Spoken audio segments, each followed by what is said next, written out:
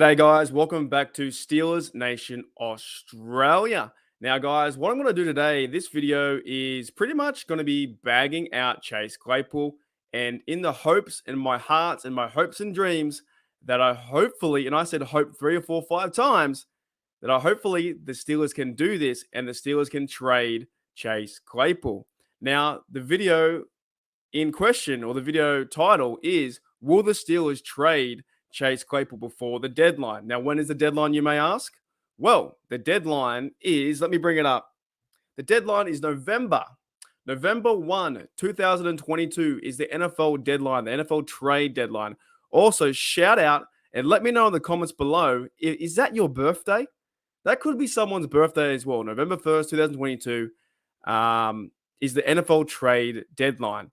And the question I'm asking today is, will the Steelers go ahead and trade Chase Claypool to another team? Now, before you say, well, what other team, may he be traded to? I was watching, and I'm going to give you one example. I was watching the game today with Carson Wentz's commando football team and the Bears, Justin Fields. Now, there could be a possibility that trade bait with Chase Claypool could go to the Chicago Bears because Justin Fields hasn't got any receivers, and that showed today. Now, I'm not saying that he's the best quarterback, and actually, I think he looks maybe worse than Trubisky, okay? I don't know. He's an okay to maybe subpar quarterback. However, he hasn't got any help in Chicago. Zero help. Who could help him out? Chase Claypool could be traded to Chicago for some draft picks, or possibly you can put some things together, put a draft package together. Maybe you put together Chase Claypool and Devin Bush. You trade for Roquan Smith and some draft picks, and everyone's happy. The Bears are happy because they're getting a receiver who is probably top 3, top 2, but thinks he's top 1 talent. And then we're getting back Roquan Smith and sending away Devin Bush as well. Now, will that happen? Probably not. I have no idea. I'm just a guy in Australia that's trying to just thinking about stuff like this. Because all I'm thinking is Chase Claypool does not play good football for the Pittsburgh Steelers. He has not scored a touchdown this year with the Steelers. And also, the Steelers right now haven't had a receiver score a touchdown since the Detroit game where we tied. It's been a very long time in this Matt Canada offense that something has happened with Chase scoring or anyone scoring on this team. So with the trade deadline looming, will this happen? That is the big question. Will this happen? All this talk, all this speculation, all this trade rumors. I don't normally do these kind of videos, but if you guys like these videos, hit that sub, hit that like, and I'm trying to get to 850 on the road to go to 1,000 so I can make some coin off the old Google AdSense. That's what I'm trying to get, trying to build this community as best I can and make it my part-time job. But back to the question.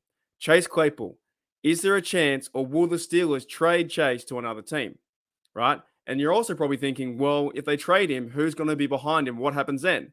If you go and trade Chase Claypool, let's just say he's out of the picture. Say there is no Chase, he's not even on the roster, okay? You have Jonte Johnson, who can still get better. Yes, he's dropping the ball pretty much every time it's been thrown to him. He needs to get better. His route running is really good. If he starts to catch the ball, he can be the number 1. Then your number 2 becomes George Pickens. The up-and-coming George Pickens can play receiver number 2, and he's playing fantastic with Kenny Pickett. Now, number 3, Calvin Austin has yet to return to the roster, but also Calvin Austin has 14 days to go until he can be put on the roster. Otherwise, he's got to sit out for the rest of the whole year. I think he's done. So the Steelers need to make a choice with Calvin Austin. Do they bring him back on the roster and play him in the 53, which they should be doing? So let's say that Calvin Austin is healthy. I would put Calvin Austin at the 3rd position, the 3rd receiver. Then moving forward from there, you have Miles Boykin, Gunnar Olszewski, and Steven Sims. We haven't seen much of Steven Sims, but I was quite high on him in the preseason. I believe Steven Sims can still get it done. He could be your 4th guy or your 5th guy. Then you have Miles Boykin, who played for the Ravens for 3 years. He has some pass catching ability, and he plays good teams. You could use Miles Boykin like a Darius Hayward Bay back in the day.